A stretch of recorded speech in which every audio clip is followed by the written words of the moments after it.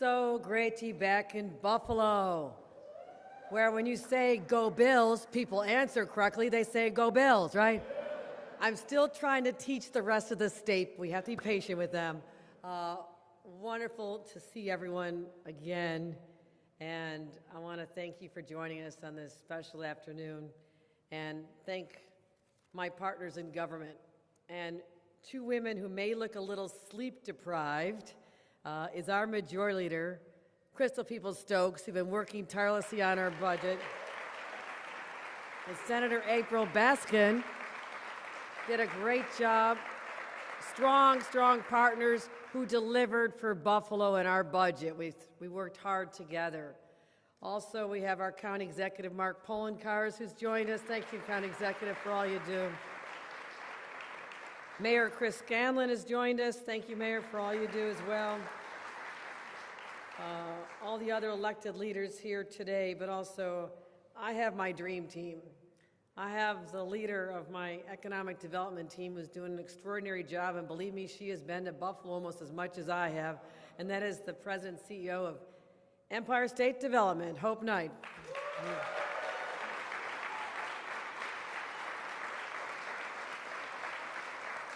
Commissioner for Civil Service, Tim Hogues, who's also did it for the county, Buffalo's own, and Mark Schroeder, who has been head of our DMV and through some trials and tribulations, but he got Real ID over the finish line. And Larry Stitz, the president of the Greater Jefferson Business Association. Larry. And owner of Golden Cup Coffee, where I went there first when I landed. Larry, and constituents always have a lot on their mind in your place, I'll just say that. A lot of selfies, but a lot of good conversations as well. It's like, okay, I hear you. Okay, sure. Call your city council member for that. But the sweet potato pound cake is to die for, right? I mean, that's next level. That's next level. But on a more somber note, I made a promise as the first governor from Buffalo, as Mark Schroeder, our historian, would tell you, since Grover Cleveland, who is not buried here, so Mark won't count him as from Buffalo. So I may be the only governor ever from Buffalo. But I wanted to make sure that the city that has been sometimes down and out, and people thought it could never come back, I want to make sure you had all the resources you need to be the full enrichment of a truly queen city well into the 21st century. But sometimes there's setbacks that are really painful. And my hometown, just a few minutes from here, was the site of one of the most horrific, brutal mass killings driven by race in our nation's history. I'll never forget getting the call. I was over in the Hudson Valley, and within seconds I was en route, and I was still here when everything was still going on. And that has been heavy in my heart for these 3 years now. And I dedicated myself to healing this community, working closely, doing whatever I could as a daughter of Buffalo. And as we approach the anniversary just on May 14th, I wanted to make sure I stopped by, gathered with the 9/14 Memorial Commission members who are working so hard so these families have a place to go to read the stories of their family members, their loved ones, but not just for our generation, but for generations to come, that their stories will live in this memorial. When people say, who are they? Well, we're not even here anymore. They'll know the story of a community that was so tough and so resilient and so loving and giving of each other that they pulled together in their memory and said, we will stand against gun violence with every fiber of our being, because no one should ever have their life cut down, whether it's the random street violence or a mass murder like we experienced here in Buffalo. That is not how life is supposed to end. It is not the natural course. And I needed to come here, and we just met and placed flowers at the Tops Memorial. It is a beautiful place, but what we're working on is going to be extraordinary, extraordinary. So I'm asking this community to continue to support this. Reverend Blue, I want to thank him for chairing this commission. Let's give him a round of applause. Head of the NAACP, chair of the commission, and others who pulled together. We're just getting started, and I thank all of you for being involved.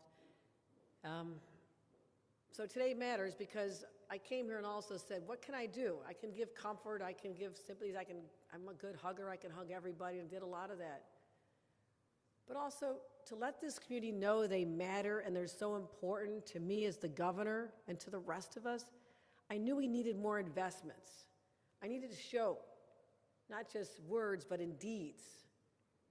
And we've worked hard to build something, and I'm grateful for all the East Buffalo property owners and the community-based real estate trainees, the non-for-profit leaders, the community partners, the elected leaders. Everybody pulled together to revitalize East Buffalo, one building at a time. So we have been steadfast in our support over the last 3 years, investing over $50 million in housing assistance alone, saying that there's too much blight here, there's too many lots that are either vacant or have decrepit buildings, or there's people living in their homes who don't have enough money to make the repairs to get by. So we've invested direct money right in this very community so that families who've lived here for generations might even be able to buy that home on their own, something that's been out of reach for so many, with a down payment assistance program, or help families who are at risk of foreclosure, or like I said, the home ownership program. All these programs were to help these individuals and their children be able to build a new life in East Buffalo and grew up where their parents did. We have beautiful amenities here.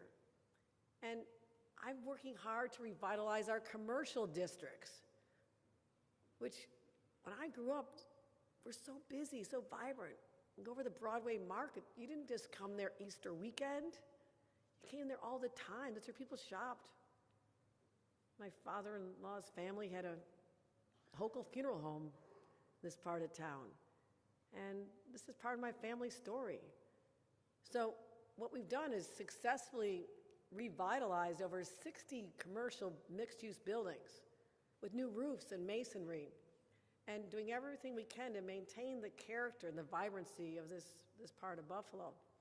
I've always marveled at our historic neighborhoods, which is why we've been so focused on restoring landmarks in this community. And for that, we've committed over $250 million in this part of Buffalo as well for institutions and structures. Places like the Michigan Street African American Heritage Corridor and Broadway Fillmore, $10 million in revitalization for that as well. Like I said, the Broadway Market and the Central Terminal, which I want to get done. I think that's going to be a monument to resiliency of a strong, strong community that believes in itself again. And the shining Apollo Media Theater, the most beautiful Olmsted Park, the MLK Park, we've all brought them back from decline into rebirth. But we're just getting started. There's more to do, isn't there, folks? There's more to do. We have to do more. And today, we're building on that momentum with $10 million, the East Side Building Fund, because there is more to do and we're going to get it done. This will help streamline neighborhood improvements and move money, here's this, more quickly into the community, so you don't have to wait forever. I'm very impatient. Everybody knows that. But I'll take my time when it comes to important things like the budget. We'll get it right. It's all right. You get what you want. It's worth waiting for, right? I take a lot of hits. All right. We're from Buffalo, right? You can't hurt us. You can't hurt us, right? And I'll support projects of all sizes, from storefront renovations, which are so important. My mother, when she was starting out her career to help victims of domestic violence and people that were suffering in communities, became one of the founders of the Neighborhood Information Center in East Buffalo. Anybody remember that was? I think it was over on Sycamore.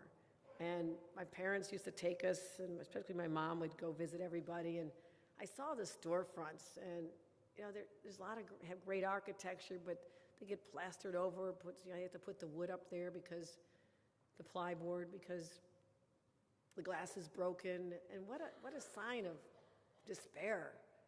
And I want that fixed, and I want larger rehabilitation projects. With the $50 million we committed 3 years ago and $8 million more into the vacant rental program, you add it up, we're talking over $70 million. That was money that was not necessarily coming here, that I said I want spent in Buffalo. Because these areas have been neglected for too long. But also, this is such an important part of our state. What's good for Buffalo, lifting up Buffalo means we're lifting up New York. And we take care of our historic districts. You can't touch our architecture in this community and our Olmsted parks. I mean, it's extraordinary. It's extraordinary. And whether it's through renovation or new construction or restoration, there's so many different things we have an ability to do. But one thing we can never lose sight of is our belief in the better future. And if it takes resources from the state of New York, I will continue to make sure that happens, because we'll show the world that Buffalo never backs down. We never cave, we never cower. We stand up proudly. We are a proud, strong community. And no matter what comes our way, we'll still be standing in the morning. And that's my commitment to Buffalo. So we're going to continue the sense of hope in our people, in our streets, in our neighborhoods, in our community, our identity. And we're going to continue to hope for a Super Bowl win. Because that's what makes Buffalo, Buffalo, right? There's always something over the horizon that you're fighting for, striving for. It gets us up in the morning. And that is the energy I embrace as I lead this great state, because of people like all of you who've supported me since I was in local government. It's the grit, the charm, the generosity, that unbreakable spirit that I internalize. So I could not be prouder to stand with you here today on the cusp of a painful, painful anniversary, but know that this community is undaunted and we are tough. And I thank you for instilling that in me, because it's a matter of survival sometimes. And I know I don't just survive, I will always thrive because of what I have embedded in me. Buffalo born and bred. Buffalonians, you're tough. I love you. And let's continue to make the East Side rise up to its grandeur glory. Thank you very much, everyone. Thank you very much. Thank you. Thank you. Thank you. Thank you. Thank you. And now, in case you need to be caffeinated when you leave here today, head on over to Golden Cup Coffee. And I don't know if there's any sweet potato pound cake left. But ladies and gentlemen, a leader of this community, Larry Stitz.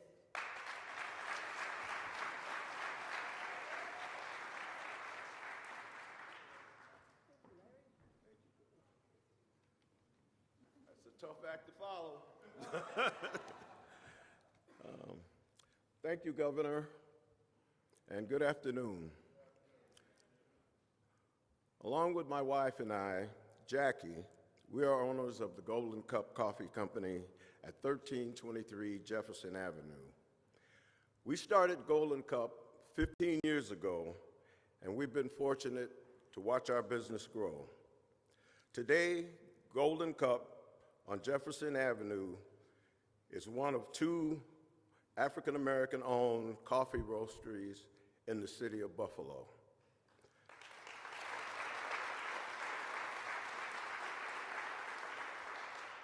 In 2008, we had a vision to expand the hub of our operation by acquiring the property at Jefferson and 1362 Jefferson Avenue.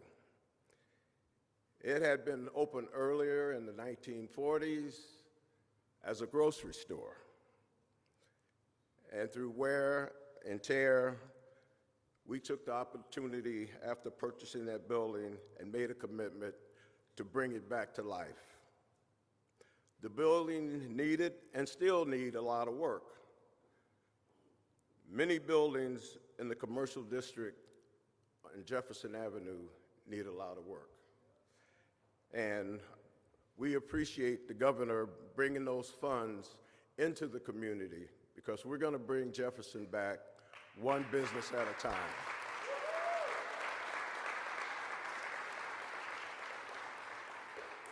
In 2020, they helped us secure $50,000 from the Commercial Building Stabilization Fund to put on a new roof. The roof was in critical condition, as they would say. New York State then had a grant to where they gave us $73,000 to put the floors in.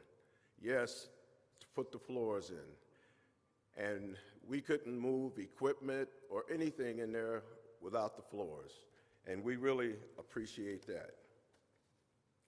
With these much needed improvements, we are finally realizing our dream for future production, expansion, and cafe development at 1362. For the first time, there's a real sense that the east side of Buffalo is turning around. Financial opportunities are being made available to entrepreneurs like me have been patiently waiting for that time to come. It has truly been a golden opportunity for my wife and I look forward to spreading the word about the $10 million East Side Building Fund and continuing East Side Buffalo revitalization. Next time you're on Jefferson Avenue, Governor, please come by and grab a cup of coffee and sweet potato pound cake. And at this time, I'd just like to thank you for the support that you've given the Golden Cup and all of the businesses on Jefferson Avenue. Like I said, we're going to bring Jefferson back one building at a time.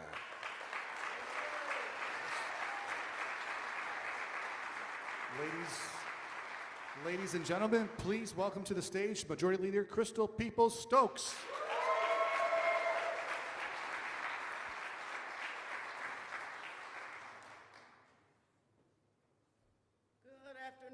Good afternoon. How's everybody doing? This is how you look when you just got off the 90 and you just finished passing an historic state budget. And you literally didn't think you were coming here today because I heard it was at 1 o'clock. I was like, I can't make 1 o'clock. Why couldn't I make 1 o'clock? Because the payroll office didn't open till 9, and I was not leaving Albany without being able to pay some bills here in Buffalo. So I am super grateful to be here. I certainly want to honor our great governor. I mean, you all know I've been around for at least 5 governors. This is a great governor. Now, I'm not saying that because she's from Buffalo, and I'm not saying that because I know her as a friend. I'm saying that because I've seen the results of her work.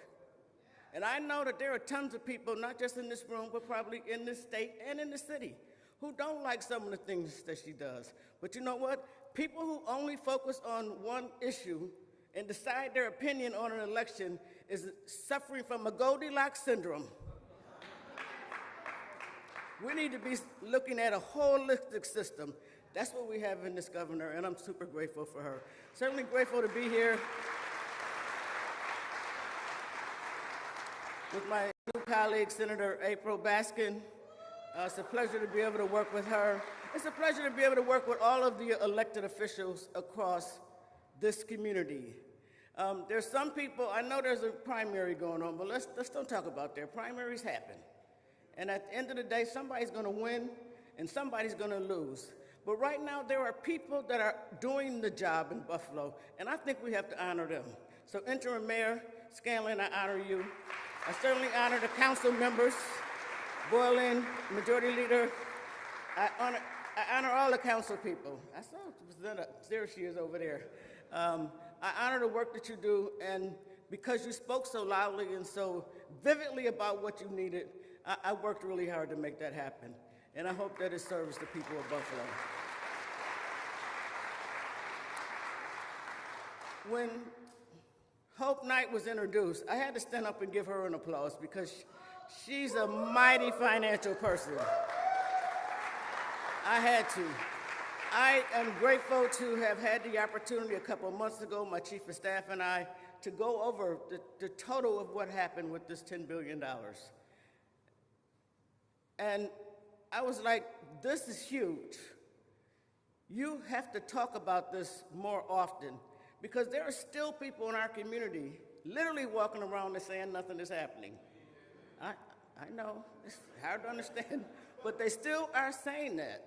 And so I think even when you make this great announcement today and hope when you all make this announcement that there's still going to be people who are naysayers and going to find some things that are wrong. Well, if you're adding another $10 million to that, let's see what they say after that. Because there still are going to be those folks. I'm excited about what's happening on Jefferson. I'm born and raised in Buffalo. As a matter of fact, I'm born and raised on the east side. I've never lived anywhere else in Buffalo. And although I respect the desire to try to change our image by changing our name, let's stick with what you know. East side. East side.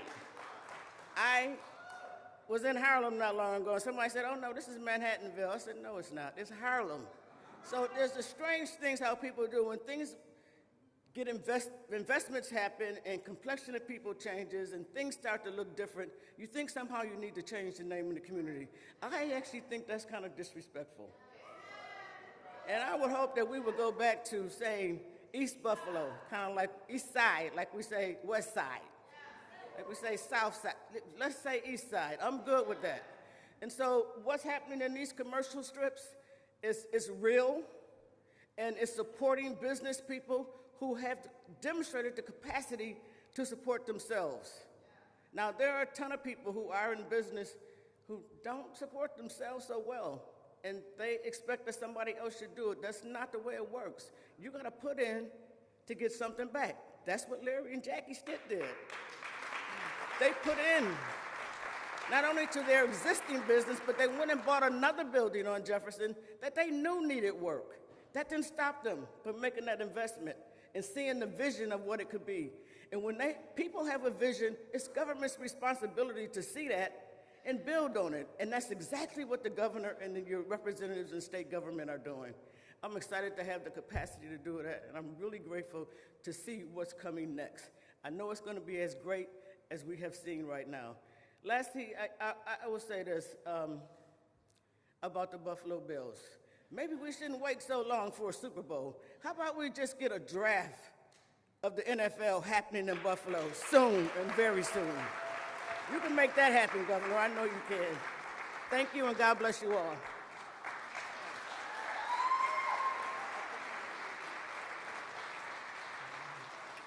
Keep those hands together for Senator April Baskin, everybody.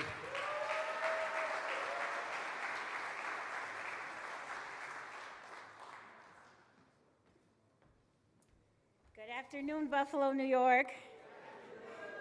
I too am fresh off the road from Albany, but I'm not in leadership like the leader, so I got to leave sooner than her. I got to take a shower and put on this blazer. But I'm so grateful for her leadership and the governor's partnership, and I want to lift up my conference members and the great Andrea Stewart-Cousins, who leads my conference, because that was brutal, but we got it done. And I'm very, very proud of the resources that we are now going to collectively deliver for our city and our great state of New York. You know, before Governor Hochul, New Yorkers were not privileged to be able to say a very specific phrase.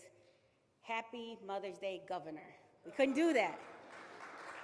She's a first.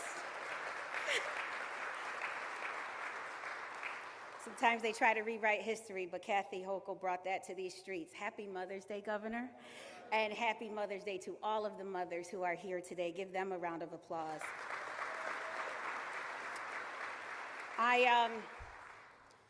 I still sometimes have nightmares about 514. I didn't have the experience of those direct victims, but being someone who represented the community, who lived a short few miles from Tops, It was quite a tragedy. Even still talking about it to this day makes my hands sweat. So don't shake my hand after this, pound it.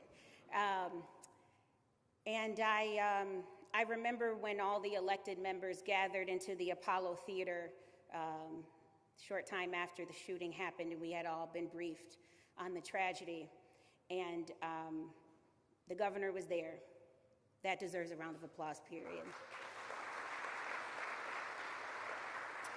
And I remember two things had to happen at that time. One, we had to address the tragedy, and we had to have justice be served. But also, the governor was able to put that into a perspective, and then also she was able to think about why the mass shooting happened. And we could sum that up with white supremacy and the mindset of white nationalism, but it's also the fact that East Buffalo had been facing disinvestment for decades. And so while many of us were focused on justice being served in that tragedy, our governor was thinking about that, but also thinking about how we could right the economic wrongs of this community who had been violated in this tragedy.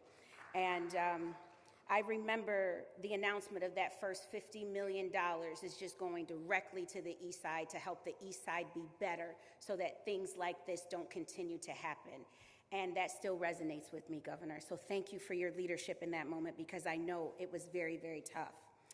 I want to also acknowledge Hope Knight for your hard work and all of the hardworking folks over at Empire State Development. It's not always easy to deliver to underserved communities like the East Side, but over the last 7 years, the East Side has had a focus because of your leadership, Hope.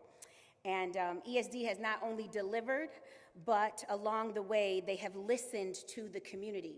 Just a week ago, I went over to ESD to get briefed on what progress was happening in the commercial districts, and I had some ideas that I had heard from local minority developers in our community, and I brought them to the table, and ESD said, "Senator, we're already doing that. Join the team. We got it. We got it." And I was so proud. Not only that the groundwork had been laid, but that there was an open door for opportunity for me and my office to be included and the residents in my constituency. And I want to also offer a great deal of thanks to the program administrators that helped these programs be done, because we don't talk about them enough. Heart of the City, Broadway Fillmore, Citizens Alliance, and the Black Chamber of Commerce. You see, these are the organizations where the behind-the-scenes work gets done.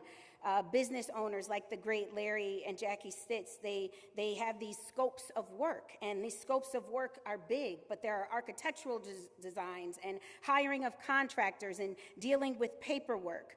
You know, we wouldn't be standing here today celebrating the governor giving us another $10 million if for the last 7 years the work and the money wasn't implemented in the right way. So I want to highlight those program administrators for your hard work too. I like the title, the East Side Building Fund. The church folk know all about a building fund, don't we? We usually get nervous when pastors get up there talking about a building fund. But this isn't the building fund that we talk about on Sundays at church. This building fund is for everybody on the East Side. And I am so grateful to that. And it's at a time like this where funding from a government level is being stripped from us, especially the funding that was created to right our country's past. And at the federal level, we see so many of those programs and those intentions just being ripped day by day by day. But because of our great governor and the hardworking folks over at ESD, New York State is doubling down in addressing diversity, equity, and inclusion by delivering more money to Black neighborhoods and their commercial strips.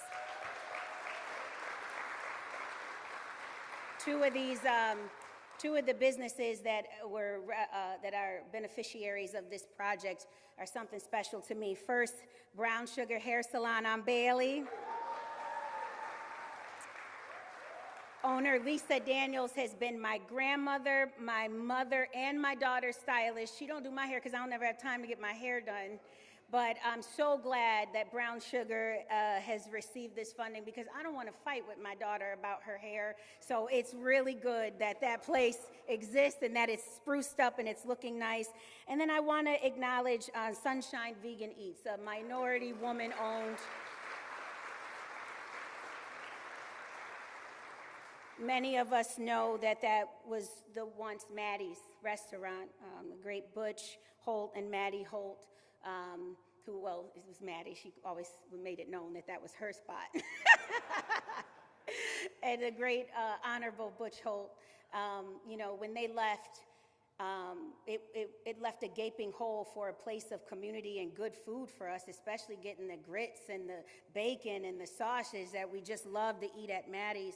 And you drive down Fillmore every once in a while and you just see it sitting there and you think about all the good times and you think about generations of black business owners that have had to depart, you know, their businesses. About a week ago, I had the privilege of standing with Council Member Everhart in the neighborhood where she was raised on Delavan Avenue, and the city hung a trailblazing sign for James Vincent, who owned Vincent's Barbershop, JV's Barbershop on Delavan for 50 years. And now Mr. Vincent passed away last year after owning that lot of land, that business, and operating in the community for over 50 years as a black man on the east side. And now he has been able to leave that business behind for his children. And that is remarkable. This year we are celebrating 100 years of the family-owned business we know as the Criterion newspaper. 100 years. And then maybe some folks in here that are older than me might be able to name maybe one or two, but the legacy of being a black business owner on the east side, unfortunately, isn't a long one. And sometimes after people leave, their businesses leave with them. And they're not able to pass it on down to their children and their grandchildren like the Vincent family and the Merriweather family has been able to do. But because of our great governor, we're going to change that. And I believe that we're going to see a long legacy of Stit's great-grandkids brewing coffee and giving people sweet potato pound cake for years and decades to come because of projects like this. And it was heartbreaking to see the establishment of Maddie's sit there for so long. And I want to congratulate Chef Nikki of Sunshine Vegan Eats, who is a stellar chef and who is carrying the tradition of black business ownership in that very, very same building. It's a restaurant owned by a black woman, just like it was, and I'm sure just like Miss Maddie wanted it to be. So again, I want to give you all my greetings. Happy Mother's Day to everyone, and especially Governor. Thank you so much for this investment and for investing in, not East Buffalo, the East Side. I got it right? Thank you.